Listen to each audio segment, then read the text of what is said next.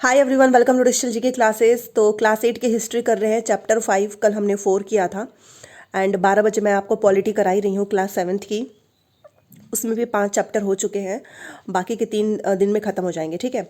और ये हमारी क्लास 8 की लास्ट चल रहा है। क्लास चैप्टर 5 के बाद से 6, 7, 8 3 दिन में ख़त्म हो जाएगा। तो हिस्ट्री भी कंप्लीट, ज्योग्राफी भी एंड पॉलिटी भी हो जाएगा। तो कुल मिलाकर आपका पूरा एनसीईआरटी कंप्लीट। आज का जो चैप्टर है यहाँ से सीधे सीधे क्वेश्चन पूछा गया है 1857 की क्रांति। पहली बार आया है तो प्लीज़ चैनल को सब्सक्राइब करके वीडियो को जरूर लाइक कर दीजिएगा। एंड मेरा थोड़ा सा गला खराब है तो इसलिए आपको थोड़ी बहुत दिक्कत हो सकती है, बट फिर भी क्लास हर दिन देना ज़रूरी है क्योंकि आपको पता है कि एग्ज़ाम आपका जनवरी में है। तो आखिर में क्या हुआ था 1857 में? तो देखो, इसके बारे में अभी हम लोग कंपनी के बारे में पढ़ ही रहे थे कि किस तरीके से जो ईस्ट इंडिया कंपनी है वो कंट्रोल कर रही थी लोगों को, और जो जनता है उसके हित में फैसला ना लेकर उनके भावनाओं को ठेस पहुंचा रही थी और लोग उसका विरोध भी कर रहे थे। आपने इसको पढ़ा भी। अब धीरे धीरे नवाबों की जो जो सत्ता है वो छीनती हुई जा रही थी। आपने देखा था कि जो नवाब थे उनकी ताकत भी छीनने लगे थे, उनको सम्मान भी नहीं मिल रहा था, और जो स्थानीय शासक थे उनकी स्वतंत्रता भी घटती जा रही थी। देखिए, बेसिकली इसमें कुछ स्टोरी रहेंगे, कुछ फैक्ट जहाँ से क्वेश्चन पूछे गए हैं, तो जो इंपॉर्टेंट होगा वो मैं आपको बताती जाऊंगी। फिर इस तरीके से राजस्व वसूली के अधिकार व इलाके एक एक करके सब छीनते हुए जा रहे थे। बहुत सारे स्थानीय शासकों ने अपने हितों की रक्षा के लिए कंपनी के साथ सोचा कि चलो बातचीत कर लेते हैं। जैसे कि झांसी की रानी लक्ष्मीबाई, वो चाहती थी कि कंपनी जो है ईस्ट इंडिया कंपनी, क्योंकि आपको पता है उनके हस्बैंड की डेथ हो गई थी, तो उन्होंने एक बेटा जो है गोद लिया हुआ था, तो वो चाहती थी कि जो गोद लिया हुआ मेरा बेटा है उसको राजा माना जाए। तो ऐसी उन्होंने बात की, जिसको रिजेक्ट कर दिया गया था कंपनी की साइड से, आप जानते ही हैं। और पेशवा बाजीराव द्वितीय के दत्तक पुत्र नाना साहब ने भी कंपनी से आग्रह किया। तो ये आपसे पूछा जाएगा कि जो पेशवा बाजीराव द्वितीय के दत्तक पुत्र का नाम क्या था? नाना साहब। कि उनके पिता को जो पेंशन मिलती थी वह मृत्यु के बाद उन्हें मिलने लगे, और अपनी श्रेष्ठता और सैनिक ताकत के नशे में चूर कंपनी ने, आपको पता है कंपनी ने सभी जो बातें थी उसको रिजेक्ट कर दिया। इवन उसने अवध को भी अपने कब्जे में ले लिया था, और 1801 में अवध पर एक सहायक संधि भी थोपी गई थी। ये तो हमने कल पढ़ा ही था। 1856 में अंग्रेजों ने उसे अपने कब्जे में ले लिया। जो डलहौजी था उसने ऐलान कर दिया कि रियासत का शासन ठीक से नहीं चलाया जा रहा है। ये क्वेश्चन पूछता है कि डलहौजी ने अवध को जब कब्जे में किया था तो उसके लिए क्या रीज़न दिया। ये तो एक बहाना था, उसको तो कब्जे में लेना था, बस इसने बहाना कर दिया कि देखो भाई, जो अवध है ना उसका जो वो शासन ठीक से नहीं चलाया जा रहा है, इसीलिए हम इसको दुरुस्त करने के लिए यहाँ पर ब्रिटिश प्रभुत्व जरूरी है। तो इस तरीके से अवध को कब्जे में लिया गया 1856 में, ठीक है। रीज़न बहुत बेकार सा दिया था, ये कोई रीज़न नहीं था कि अच्छे से नहीं चल रहा है। कंपनी ने क्या किया था, जो मुगल शासन थे उसको ख़त्म करने की पूरी प्लानिंग कर ली थी। इवन कंपनी द्वारा जारी किए गए सिक्कों पर से भी मुगल बादशाह है ना उनका नाम हटा दिया गया था। 1849 में डलहौजी ने ऐलान किया कि बहादुर शाह जफर की मृत्यु के बाद बादशाह के परिवार को लाल किले से निकालकर उसे दिल्ली में कहीं और बसाया जाएगा। और ये क्वेश्चन पूछा था कि किसने ऐलान किया कि बहादुर शाह जफर की मृत्यु के बाद उनके फैमिली को लाल किले से निकाल दिया जाएगा। तो ये डलहौजी, ये क्वेश्चन पूछा हुआ था। फिर 1856 में गवर्नर जनरल कैनिंग ने फैसला लिया कि बहादुर शाह जफर आखिरी मुगल बादशाह होंगे। ये भी क्वेश्चन पूछता है कि किसने घोषणा किया था कि ये जफर जो है वो लास्ट मुगल बादशाह होंगे? कैनिंग ने। और लास्ट मुगल बादशाह यही थे, ये नाम आपको याद रखना है। इनकी मृत्यु के बाद उनके किसी भी वंशज को बादशाह नहीं माना जाएगा, उन्हें केवल राजकुमार के रूप में मान्यता दी जाएगी। तो ऐसा किया गया था कैनिंग के द्वारा फैसला, ठीक है। तो लास्ट मुगल बादशाह थे बहादुर शाह जफर। और ये क्वेश्चन पूछता है कि इनकी मृत्यु कहाँ पे हुई थी, तो इनको रंगून भेज दिया गया था, यही पूछता है, रंगून के जेल में, ठीक है। अभी आप पढ़ेंगे इसमें पता चलेगा। अब देखो, आपने देखा था कि किस तरीके से किसानों पर जो है काफ़ी ज़्यादा टैक्स लगाया गया। लोग बहुत ज़्यादा परेशान थे क्योंकि कर्जा नहीं लौटा पा रहे थे। इवन उनकी हाथ से ज़मीन भी जो उनकी पहले की थी वो भी निकलती जा रही थी। लोगों के मन में बहुत सारा असंतोष था, आपको पता ही है, ठीक है। क्योंकि एक तो वो इतने ज़्यादा जो है नियम कानून बना दिया गया था जिससे लोग परेशान थे, ठीक है। कुछ उनके धार्मिक भावनाओं को, हर चीज़ को ठेस पहुंचा रहा था। तो इस पे जो है बहुत सारे लोग, क्योंकि यहाँ पर बहुत सारे नियम बना दिए गए थे कि आप समुद्र पार नहीं कर सकते हो। मतलब उस समय लोगों को ऐसा लगता था कि समुद्र पार नहीं जाना चाहते थे, उन्हें लगता था कि समुद्र यात्रा से उनका धर्म और जाति भ्रष्ट हो जाएगा। बट ये कानून बनाए गए जिसकी वजह से लोगों की जो धार्मिक भावनाएं हैं उनको भी ठेस पहुँचता था। और 1824 में यहाँ से इम्पॉर्टेंट है, सिपाहियों को कंपनी की ओर से लड़ने के लिए समुद्र के रास्ते बर्मा जाने का आदेश मिला। देखो, पहले के लोगों को लगता था कि अगर हम समुद्र पार कर लेंगे ना तो हमारा धर्म, हमारी जाति भ्रष्ट हो जाएगी। अंग्रेज ये सब नहीं मानते थे। अंग्रेजों ने क्या किया कि लड़ाई कंपनी की ओर से लड़ने के लिए समुद्र के रास्ते बर्मा जाने का आदेश मिला, तो उन्होंने इस हुक्म को मानने से इनकार कर दिया। उन्हें जमीन के रास्ते जाने में ऐतराज नहीं था, उनको समुद्र से नहीं जाना था। सरकार का हुक्म न मानने के कारण उन्हें सख्त सजा दी गई, क्योंकि यह मुद्दा भी खत्म नहीं हुआ था। इसलिए 1856 में कंपनी को एक नया कानून बनाना पड़ा। इसमें साफ कहा गया था कि अगर कोई व्यक्ति कंपनी की सेना में नौकरी करेगा तो जरूरत पड़ने पर उसे समुद्र पार भी जाना पड़ सकता है। तो ये इन्होंने रूल बना दिया, क्योंकि ऐसे तो लोग जाएंगे ही नहीं, तो इस तरीके से कंपनी ने ऐसा रूल शामिल कर लिया। उसके बाद से जो सिपाही गांव के हालात से बहुत ज़्यादा परेशान थे, बहुत सारे सिपाही तो खुद किसान थे, आपको पता ही है, और वे अपने परिवार गांव को छोड़कर आए थे। किसानों का गुस्सा जल्द ही सिपाहियों में फैल गया। ठीक है, यहाँ से आपकी जो आपने देखा होगा 1857 की क्रांति से जो क्वेश्चंस पूछते हैं, तो यहाँ से बहुत सारी चीज़ें पूछी जाती हैं। सुधारों पर ये प्रतिक्रिया, और ये बाज़ारों में सिपाही जो है खबरें और अफवाहें फैलाते हुए बाज़ारों में, ये फ़ोटो ऐसी बनाई गई है। तो अंग्रेज़ों को लगता था कि भारतीय समाज को सुधारना ज़रूरी है। सती प्रथा को भी रोका था अंग्रेजों ने, आप जानते हैं, और विधवा विवाह को बढ़ावा देने के लिए भी कानून बनाए गए। चलो, कुछ अच्छा काम तो इसने किया कि कम से कम सती प्रथा को रोका, विधवा विवाह को बढ़ावा देने के लिए कानून बनाए गए। अंग्रेजी भाषा की शिक्षा को जमकर प्रोत्साहन किया गया था। 1830 के बाद कंपनी ने ईसाई मिशनरियों को खुलकर काम करने को कहा, यहाँ तक कि जमीन व संपत्ति जुटाने को भी छूट दे दी। 1850 में एक नया कानून बनाया गया, जिससे ईसाई धर्म को अपनाना और आसान हो गया। इस कानून में यह पूरी चीज़ आपको पढ़नी है, क्योंकि स्टेटमेंट में कुछ भी पूछा जाएगा। आप जानते हो 3 से 4 लाइन की तो एक इनका बस क्वेश्चन होता है। तो इस कानून में प्रावधान किया गया था कि अगर कोई भारतीय व्यक्ति ईसाई धर्म अपनाता है तो भी पुरखों की संपत्ति पर उसका अधिकार पहले जैसा ही रहेगा। बहुत सारे भारतीयों को यकीन हो गया कि अंग्रेज उनका धर्म, उनके सामाजिक रीति रिवाज, परंपरागत जीवन शैली को नष्ट कर रहे हैं। ठीक है, क्योंकि भाई अब तुम ईसाई धर्म को अपनाना है, तो ऐसा लोगों को लगने लगा। दूसरी तरफ ऐसे भारतीय भी थे जो मौजूदा सामाजिक व्यवस्था में बदलाव चाहते थे, मतलब वो चाहते थे कि बदलाव होना चाहिए। तो ये एक तरीके से अफवाह फैल गया था कि अगर हमने ये धर्म अपना लिए तो ये हमारे धर्म और हमारा जो रीति रिवाज है इसको नष्ट करना चाहते हैं। ठीक है, तो ये सुधारों पर प्रतिक्रिया ऐसे आई, और ये तो सुधार करना चाहते थे अंग्रेज कि अंग्रेजी भाषा को प्रोत्साहित करना चाहते थे। उसके बाद से जनता की नज़र से क्या चीज़ें आई, तो वो यहाँ से हम पढ़ेंगे। ये मेरठ में जो है विद्रोही सिपाहियों पर हमला कर रहे हैं, उसकी फ़ोटो है ये। तो जनता की नज़र से आपका ये सच, ये इसमें कहानी है, इसलिए ये मैं आपको नहीं बता रही हूँ। ठीक है, इसमें कुछ इम्पोर्टेंट नहीं है। देखिए यहाँ से, सैनिक विद्रोह कब जन विद्रोह बन गया। सैनिक विद्रोह का मतलब जब सिपाही इकट्ठा होकर अपने सैनिक अफसरों का हुक्म मानने से इनकार कर देते हैं। कब ये जन विद्रोह बदला, देखो क्या हुआ कि भारत के उत्तरी भागों में 1857 में ऐसी स्थिति पैदा हो गई थी। फतह और शासन के 100 साल बाद ईस्ट इंडिया कंपनी को एक भारी विद्रोह से जूझना पड़ रहा था। 1857 में शुरू हुई इस बगावत ने भारत में कंपनी का अस्तित्व ही खतरे में डाल दिया था। ठीक है, मेरठ से शुरू करके सिपाहियों ने कई जगह बगावत की। समाज के विभिन्न तबकों के असंख्य लोग विद्रोही तेवरों के साथ उठ खड़े हुए। कुछ लोग मानते हैं कि 19वीं सदी में उपनिवेशवाद के खिलाफ दुनिया भर में यह सबसे बड़ा सशस्त्र संघर्ष था। तो आखिर में ऐसा क्या हुआ था इसमें, देखिए यहाँ पर आप फोटो देख सकते हो। ये कैवलरी जो लाइनों में युद्ध है उसकी ये फोटो है। तो देखो आखिर में एक जन विद्रोह क्यों बन गया, इसकी कहानी यहाँ से शुरुआत होती है, और यही क्वेश्चन हर बार एग्जाम में पूछता है। मेरठ से दिल्ली तक पूछता है कि विद्रोह कहाँ से स्टार्ट हुआ, तो मेरठ से स्टार्ट हुआ था। नाम याद रख लो, 8 अप्रैल 1857 को युवा सिपाही मंगल पांडे की फोटो देखनी है, ये रहे मंगल पांडे। ठीक है, यहीं से स्टार्ट होती है ये जन विद्रोह। देखो 8 अप्रैल 1857 को युवा सिपाही मंगल पांडे को बैरकपुर में, और ये नाम भी पूछता है कहाँ पर, बैरकपुर में अपने अफसरों पर हमला करने के आरोप में फांसी पर लटका दिया गया। किसको, मंगल पांडे ने क्या किया था, जो अफसर थे बैरकपुर उन पे हमला कर दिया, तो इस जुर्म में इनको फांसी पर लटका दिया गया। डेट याद रखिएगा 8 अप्रैल 1857। चंद दिन बाद मेरठ में तैनात कुछ सिपाहियों ने नए कारतूसों के साथ फौजी अभ्यास करने से इनकार कर दिया।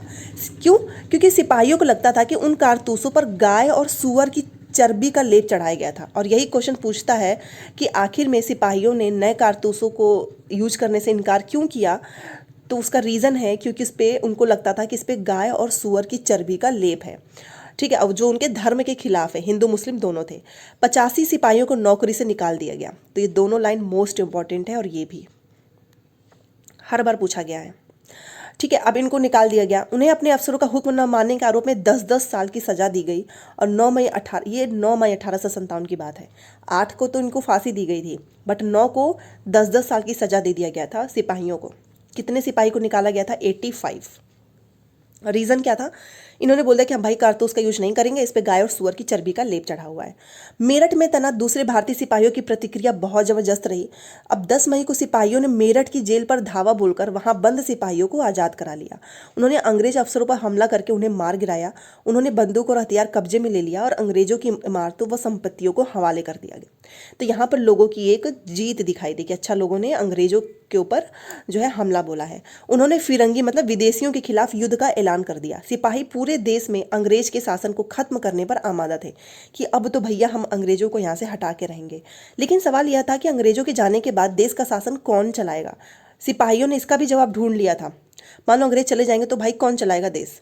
तो सिपाही ने कहा हमारे पास इसका जवाब है। और वे मुगल सम्राट बहादुर शाह जफर को देश को सौंपना चाहते थे, क्योंकि ये एक तो बुजुर्ग भी थे और सबसे अंतिम थे। तो सिपाहियों ने बोला कि ये जो बहादुर शाह जफर है ना, यही हमारे देश को चलाएंगे। फिर मेरठ के कुछ सिपाहियों की एक टोली 10 मई की रात को घोड़े पर सवार होकर मुंह अंधेरे ही दिल्ली पहुंच गई, क्योंकि दिल्ली में ये थे। जैसे उनके आने की खबर फैली, दिल्ली में तैनात टुकड़ियों ने भी बगावत कर दी। यहाँ भी अंग्रेज अफसर मारे गए। देसी सिपाहियों ने हथियार व गोला बारूद कब्जे में ले लिया और इमारतों को आग लगा दी। विजयी सिपाही लाल किले की दीवारों के आसपास जमा हो गए। वे बादशाह से मिलना चाहते थे। किससे? जफर से। तो बादशाह अंग्रेजों की भारी ताकत से 2-2 हाथ करने को तैयार नहीं थे। ये रहे, मतलब ये नहीं चाहते थे कि मैं लड़ाई करूं। किससे? अंग्रेजों से। तो लेकिन सिपाही भी अड़े रहे कि भाई हम तो आपसे मिलके रहेंगे। आखिरकार वे जबरन महल में घुस गए और उन्होंने बहादुर शाह जफर को अपना नेता घोषित कर दिया। ये चाहते नहीं थे नेता बनना, बट जबरदस्ती इनको नेता बना लिया सिपाहियों ने, मेरठ के सिपाहियों ने। अब बूढ़े से थे ये, बूढ़े बादशाह को सिपाहियों की हम मांग माननी पड़ी। उन्होंने देश भर के मुखियाओं और शासकों को चिट्ठी लिखकर अंग्रेजों से लड़ने के लिए भारतीय राज्यों का एक संघ बनाने का आह्वान किया।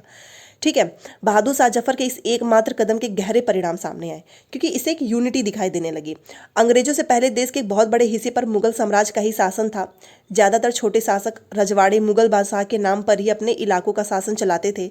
ब्रिटिश शासन के विस्तार से भयभीत ऐसे बहुत सारे शासकों को लगता था कि अगर मुगल बादशाह दोबारा शासन स्थापित कर लेंगे तो वे मुगल आधिपत्य में दोबारा अपने इलाकों का शासन बेफिक्र, मतलब ऐसा मुगलों को लगता था कि अगर ये दोबारा से जफर जो है स्थापित कर लेंगे तो हमारे भी काफ़ी बेनिफिट हो जाएगा, हम भी आराम से अपना टेंशन फ्री अपना शासन चलाएंगे। अंग्रेजों को इन घटनाओं की उम्मीद नहीं थी, मतलब अंग्रेजों को नहीं लगता था कि यार ऐसा हो सकता है इतनी बड़ा जन विद्रोह, बट हुआ। उन्हें लगता था कि कारतूसों के मुद्दे पर पैदा हुई, मतलब अंग्रेजों को लगा कि कारतूस पे हुआ है ना ये सब कुछ, तो धीरे धीरे शांत हो जाएगा। लेकिन जब उन्होंने जफर की बात सुनी, बगावत को कि उन्होंने समर्थन दिया है, तो रातों रात स्थिति ही बदल गई। अक्सर ऐसा होता है कि जब लोगों को कोई रास्ता दिखाई ना देने लगे और जब वहाँ पर उनको उत्साह दे दिया जाए, साहस बढ़ा दिया जाए, तो एक उम्मीद मिल जाती है। तो यही चीज़ हुई थी बादशाहों में, जो कि जफर ने जब नेता बन गए तो उन्होंने समर्थन दिया था। ठीक है, तो अब इस तरीके से बगावत जो है धीरे धीरे फैलने लगी। जब दिल्ली से अंग्रेजों के पैर उखड़ गए तो लगभग एक हफ्ते तक कहीं कोई विद्रोह नहीं हुआ। जाहिर है खबर फैलने में कुछ समय तो लगना ही था, लेकिन फिर तो विद्रोह का सिलसिला ही शुरू हो गया। एक के बाद हर रेजिमेंट में सिपाहियों ने विद्रोह कर दिया और वे दिल्ली, कानपुर, लखनऊ जैसे जो मुख्य बिंदु है वहां पर दूसरी टुकड़ियों का साथ देने को निकल पड़े। उनकी देखा देखी कस्बे गांव के लोग भी बगावत के रास्ते पर चलने लगे। वे स्थानीय नेताओं, जमींदारों और मुखियाओं के पीछे संगठित हो गए, मतलब लोग एक दूसरे को देखकर भी एक दूसरे का समर्थन करने लगे। ये लोग अपनी सत्ता स्थापित करने और अंग्रेजों से लोहा लेने को तैयार थे। स्वर्गीय जो पेशवा बाजीराव हैं, इनके दत्तक पुत्र नाना साहब कानपुर के पास रहते थे। तो ये भी क्वेश्चन पूछता है कि कौन कहाँ से जो है लड़ाई मतलब वो मोर्चा संभाला था। तो याद रखिएगा जो नाना साहब हैं वो कानपुर से। ठीक है, इन्होंने वहाँ से जो है अपना मोर्चा संभाला और अपने आप को पेशवा घोषित कर दिया।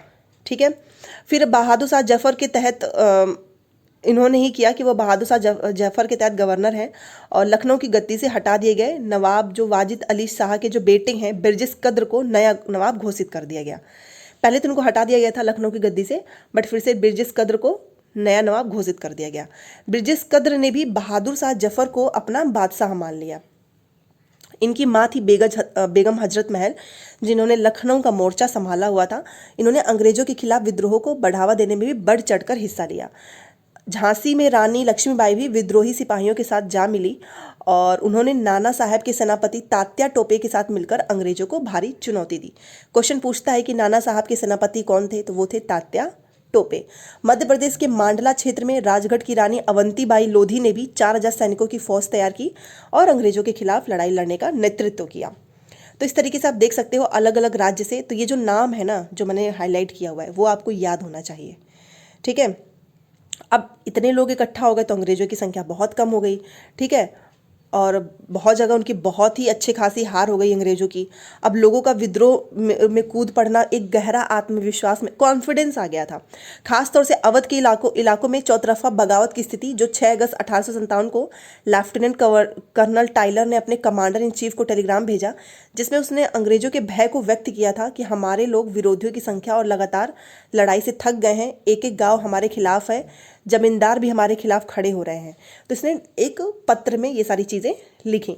ठीक है, इस दौरान बहुत सारे महत्वपूर्ण नेता सामने आए, जैसे कि फैजाबाद के मौलवी अहमदुल्ला शाह। इन्होंने भविष्यवाणी कर दी कि देखो अंग्रेजों का शासन बहुत जल्द खत्म हो जाएगा। ठीक है, इन्होंने बोला। फिर इस तरीके से लोग मतलब अपने अपने समर्थक थे, समर्थकों के साथ जो है वे भी अंग्रेजों से लड़ने लखनऊ जा पहुँचे और दिल्ली में अंग्रेजों का सफाई करने के लिए बहुत सारे गाजी यानी धर्म योद्धा इकट्ठा हो गए थे। बरेली के सिपाही बख्त खान, ये भी क्वेश्चन पूछता है कि बरेली के कौन थे, तो बरेली के सिपाही बख्त खान, इन्होंने लड़ाकों की एक विशाल टुकड़ी के साथ दिल्ली की ओर कूच कर दिया। बिहार के एक पुराने जमींदार कुंवर सिंह, ये जो मैं नाम बोल रही हूँ ना कि बिहार का कौन सा है, बरेली का, ये ऐसे ही नहीं, ये आपको नोट करने के लिए, क्योंकि ये पूछा हुआ है। बरेली का बख्त खान है और भले से कुछ भूल जाओ लेकिन ये नाम मत भूलना। और बिहार का कौन था, कुंवर सिंह। तो बिहार का कुंवर सिंह जो है विद्रोह में विद्रोही सिपाहियों का साथ दिया था। बरेली का बख्त खान, ठीक है, लखनऊ का बेगम हजरत महल। तो इस तरीके से लोगों ने युद्ध में हिस्सा लिया। ठीक है, तो ये नाम आपको याद रखना है। चलिए, तो अब कंपनी भी तो भाई कुछ ना कुछ करेगी, कंपनी का भी तो पलटवार होगा। और ये सभी स्टार्ट हुआ मेरठ से। 1857 की क्रांति का अगर देखा जाए मोस्ट इंपॉर्टेंट हिस्सा तो मेरठ से स्टार्ट हुआ था। कारतूस, ठीक है, वो पूछेगा जो मैंने अभी ऊपर आपको बताया है। तो लेकिन अंग्रेजों ने भी हिम्मत नहीं छोड़ी। ठीक है, उसने भी पूरा विद्रोह को कुचलने का फैसला लिया और उन्होंने इंग्लैंड से और बोला कि भाई हमें और फौजी की ज़रूरत है और जल्दी से जल्दी इनको सजा देना है, जो ये सैनिक विद्रोह है इनके लिए कानून बनाना है। तो 1857 में दिल्ली दोबारा अंग्रेजों के कब्जे में आ गई, क्योंकि इंग्लैंड से ये लोग सिपाही मंगवाए थे। अंतिम मुगल जो अब देखो, जब दिल्ली कब्जे में आ गई तो आप भी जानते हो कि सबसे पहले बम किसके ऊपर फूटेगा भाई, जो नेता है, वो भी बहादुर शाह जफर, जो कि नेता बनना नहीं चाहते थे। इन पे मुकदमा चलाकर इनको बोला गया कि देखो तुम जाओ जेल में, पूरी जिंदगी अब जेल में बिताओ। और इन्हीं के बेटे को इन्हीं की आंखों के सामने गोली मार दी गई। ठीक है, बहादुर शाह जो है, जो एकदम बुजुर्ग नेता थे, उनकी पत्नी बेगम जिनत महल, बहादुर मतलब हस्बैंड वाइफ दोनों को रंगून भेज दिया गया 1858 में, रंगून के जेल में। तो यही पूछता है कि ऐसे कौन से बादशाह थे जिनको रंगून भेजा गया था, तो वो है ये बहादुर शाह जफर। रंगून जेल में भेज दिया गया, कारावास जीवन भर के लिए। ठीक है, और आपको ये भी पूछता है कि कहाँ पर इन्होंने अंतिम सांस ली थी, तो रंगून में ही लिया था। 1862 में इनकी डेथ हो गई। तो इस तरीके से अंग्रेज अपना भी जो है ना पूरा चलाने लगे और धीरे धीरे सब कुछ कब्जे में ले लिए और जिन लोगों ने भी बगावत किया था उसको कुचलते गए। ठीक है, तो स्टार्ट कर दिए। फिर धीरे धीरे उन्होंने लखनऊ को भी अपने कब्जे में ले लिया। रानी लक्ष्मीबाई भी इसके बाद से उनको भी मार दिया गया, रानी लक्ष्मीबाई को भी। और ऐसा ही अवंतीबाई, मतलब जो जो लोग शामिल हुए थे ना, अंग्रेजों ने सोच लिया था कि इन सभी को ख़त्म करना है। ठीक है, फिर उसके बाद से इन्होंने अवंतीबाई के साथ भी यही किया। तात्या टोपे मध्य भारत के जंगलों में रहते हुए आदिवासी और किसानों की सहायता से छापामार युद्ध चलाते रहे। जिस तरह पहले अंग्रेजों के खिलाफ मिली सफलताओं से विद्रोहियों को उत्साह मिला था, उसी तरह विद्रोही ताकतों की हार से लोगों की हिम्मत टूटने लगी। ठीक है, बहुत सारे लोगों ने विद्रोहियों का साथ छोड़ दिया। अंग्रेजों ने भी लोगों का विश्वास जीतने के लिए हर संभव प्रयास किया। ठीक है, तो इस तरीके से आपने देखा कि जो लड़ाई एक बहुत ही जन विद्रोह काफ़ी अच्छे से स्टार्ट हुआ था, धीरे धीरे अंग्रेज ने फिर से अपने कब्जे में कर लिया। ठीक है। और यहाँ पर आप देख सकते हो ये जो अंग्रेज हैं वो दिल्ली में घुसने के लिए क्या कर रहे हैं, कश्मीरी गेट को बारूद से ही उड़ा देते हैं। ठीक है। तो पूरी तरीके से इन्होंने क्या किया, जो जो लोग शामिल हुए थे, सैकड़ों सिपाही, नवाब, जो भी राजा इसमें शामिल हुआ था, अंग्रेजों ने क्या किया, सब पे मुकदमे चलाए और सबको फांसी पे लटका दिया। ठीक है। और कुछ लोग तो अंग्रेजों के सामने समर्पण भी करते गए, और जिन लोगों ने समर्पण कर दिया अंग्रेजों ने उसकी हत्या नहीं की, और ज़मीन पर उनके अधिकार दावेदारी बनी रहेगी। मतलब ये चाहते थे कि हमारे सामने लोग झुक जाएं, समर्पण करें। तो जिन लोगों ने समर्पण किया वो सुरक्षित थे। अब देखो इस तरीके से अंग्रेज दोबारा से अपना पूरा जो है बोला जाता है ना कंट्रोल लोगों के ऊपर फिर से कर लिया। अब विद्रोह के बाद के साल कैसे थे, देखो 1857 से स्टार्ट हुआ, उसके बाद से 1859 के आखिर तक देश पर इन्होंने दोबारा से कंट्रोल कर लिया, और अब वे पहले वाली नीतियों के सहारे शासन नहीं चला सकते थे। तो अंग्रेजों ने कुछ बदलाव किया, ये बदलाव आपसे पूछा जाएगा। 4 है, मैं आपको बताना चाहूँगी। सबसे पहले 1858 में एक कानून पारित किया गया और ईस्ट इंडिया कंपनी के सारे अधिकार, कि देखो कंपनी ही चला रही थी पहले, तो फिर इन्होंने देखा कि यार ये तो बहुत बड़ा बगावती स्टार्ट हो चुका है, तो क्यों ना इसमें कुछ बदलाव किया जाए। तो इन्होंने क्या किया कि कंपनी के जितने भी राइट्स थे ना, सब कुछ ब्रिटिश को सौंप दिया, ताकि भारतीय मामलों को ये ज़्यादा अच्छे से संभाल सके। और यही स्टेटमेंट में पूछा था, 4 स्टेटमेंट दिए गए थे और एक गलत था, आपसे पूछा जाएगा, इसको नोट कर लो कि क्या ईस्ट इंडिया कंपनी के अधिकार को ब्रिटिश को सौंपा गया था। तो जी हाँ, ताकि ये भारतीय मामलों को अच्छे से देख सके। ब्रिटिश मंत्रिमंडल के एक सदस्य को भारत मंत्री के रूप में नियुक्त किया गया, उसे भारत के शासन से संबंधित मामलों को संभालने का जिम्मा सौंपा गया, उसे सलाह देने के लिए एक परिषद का गठन किया गया जिसे इंडियन काउंसिल कहा जाता था। भारत के गवर्नर जनरल को वायसराय का ओहदा दिया गया, जो भारत का गवर्नर जनरल था अब उसको वायसराय बोला जाने लगा। इस प्रकार उसे इंग्लैंड के राजा रानी का निजी प्रतिनिधि घोषित कर दिया गया, और अंग्रेज सरकार ने भारत के शासन की जिम्मेदारी सीधे अपने हाथों में ले ली। तो अब कंपनी को बीच से हटा दिया। दूसरा क्या बदलाव हुआ कि भाई अब तो देश के लोगों का भरोसा भी चाहिए, तो इन्होंने भरोसा दिया कि देखो भविष्य में कभी भी उनके भू क्षेत्र पर कब्जा नहीं किया जाएगा, उन्हें अपनी रियासत, अपने वंशज, यहाँ तक कि दत्तक पुत्रों को सौंपने की छूट दे दी गई। पहले तो ऐसा नहीं था, बट इन्होंने बोला कि अब हम ऐसा नहीं करेंगे। लेकिन उन्हें इस बात के लिए प्रेरित किया गया कि वे ब्रिटेन की रानी को अपना अधिपति स्वीकार करें। इस तरह भारतीय शासकों को ब्रिटिश समाज के अधीन शासन चलाने की छूट दी गई। सेना में भी भारतीय सिपाहियों का अनुपात कम करने और यूरोपीय सिपाहियों की संख्या बढ़ाने का फैसला लिया गया कि सेना में भारतीय सिपाही कम होंगे, यूरोपीय सिपाही ज़्यादा होंगे। यह भी तय किया गया कि अवध, बिहार, मध्य भारत और दक्षिण भारत से सिपाहियों को भर्ती करने की बजाय अब गोरखा, सिखों और पठानों में से ज़्यादा सिपाही भर्ती किए जाएंगे। तो ये भी एक बदलाव था जो कि इम्पॉर्टेंट है कि अब हम भर्ती नहीं करेंगे, अब हम गोरखा, सिखों और पठानों में से ही ज़्यादा सिपाही भर्ती करेंगे। ठीक है। मुसलमानों की जमीन और संपत्ति बड़े पैमाने पर जब्त की गई, उन्हें संदेह व शत्रुता के भाव से देखा जाने लगा। तो ये भी एक चेंज था। अंग्रेजों को लगता था कि यह विद्रोह उन्होंने ही खड़ा किया था। तो ये क्वेश्चन हमेशा पूछता है। तो मुसलमानों के साथ इन्होंने अच्छा मतलब गलत बिहेव किया, इनको लगता था कि इन्होंने ही ये विद्रोह स्टार्ट किया है, तो इसको मतलब डाउट एंड एक दुश्मन की तरह से देखने लगे। अंग्रेजों ने फैसला किया कि वो भारत के लोगों के धर्म और सामाजिक रीति, मतलब क्योंकि आप जानते हैं ना कि समुद्र के रास्ते भारत के लोग नहीं जाना चाहते थे, बट इन्होंने ज़बरदस्ती वर्मा की लड़ाई में बोला कि तुम्हें जाना होगा। तो अब इन्होंने फैसला लिया कि देखो हम आपके जो रिलीजन है, जो भी आपके कल्चर है, उसका रिस्पेक्ट करेंगे। ठीक है। तो ये सारे बदलाव हुए। भूस्वामी और जमींदारों की रक्षा करने तथा जमीन पर उनके अधिकारों को स्थायित्व देने के लिए भी नीतियाँ बनाई गई। तो इस तरीके से एक नया चरण शुरू हुआ। तो आपने देखा कि 6 बदलाव हुए। ये सारे बदलाव आपको अपने कॉपी में नोट करना है, क्योंकि देखिए ये यूपी टेट और आपका 1 लाइनर वाले एग्ज़ाम्स नहीं है। ठीक है। ये पूरा आपका एक तरीके से देखा जाए तो कंटेंट बेस है। इतना स्टेटमेंट लिखा रहेगा, फिर 1 में 4-5 लाइन, 2 में 4-5 लाइन, मतलब इतना पूरा पैराग्राफ तो आपका एक क्वेश्चन से भरा होगा। देखा होगा आपने अभी का पेपर। झांसी की रानी लक्ष्मीबाई की, अब ये क्वेश्चन है। कुछ लोग बोलते हैं कि क्वेश्चन भी करा दिया करो। देखो क्वेश्चन इजी होता है और मैं चाहती हूँ कि कुछ आप भी खुद से करो, बट चलो डिस्कस कर लेते हैं। झांसी की रानी लक्ष्मीबाई की अंग्रेजों में ऐसी क्या मांग थी जिसे अंग्रेजों ने ठुकरा दिया। तो ये चाहती थी कि देखो मेरे हस्बैंड की डेथ हो गई है, तो मेरा जो गोद लिया हुआ बेटा है उसको राजा बनाना है। अंग्रेजों ने इनकार कर दिया। ईसाई धर्म अपनाने वालों के हितों की रक्षा के लिए अंग्रेजों ने क्या किया।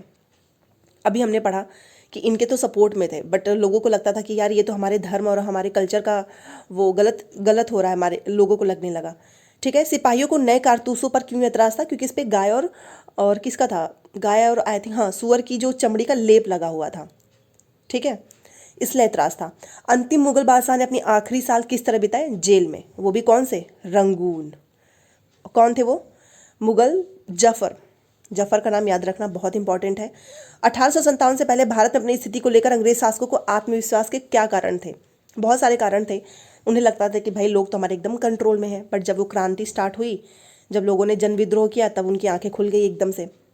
बहादुर शाह जफर द्वारा विद्रोहियों को समर्थन दे देने से जनता और राज परिवारों पर क्या असर पड़ा?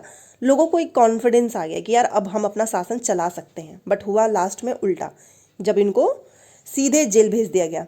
अवध के बागी भूस्वामियों से समर्पण करवाने के लिए अंग्रेज ने क्या किया? 1857 के बगावत के फलस्वरूप अंग्रेजों ने अपनी नीतियां किस तरह बदली? तो ये तो अभी हम लोगों ने जो लास्ट वाला देखा है कि कंपनी को बीच से हटाकर ब्रिटिश साम्राज्य को सौंप दिया गया था। लास्ट वाली लाइन है, ठीक है। तो ये थी आज का 1857 की क्रांति, और अभी इसमें कुछ चीज़ें बाकी हैं जो कि नेक्स्ट चैप्टर में कराया जाएगा। तो ये था हमारा 5th चैप्टर, कल हमारा 6 होगा। तो बेसिकली आपका हिस्ट्री का 5 चैप्टर कंप्लीट हो गया है क्लास 8 का। 3 और बाकी है, 3 दिन में ख़त्म हो जाएगा। तो जाते जाते लाइक शेयर सब्सक्राइब कर दीजिएगा। मिलते हैं नेक्स्ट क्लास में। Thanks for watching.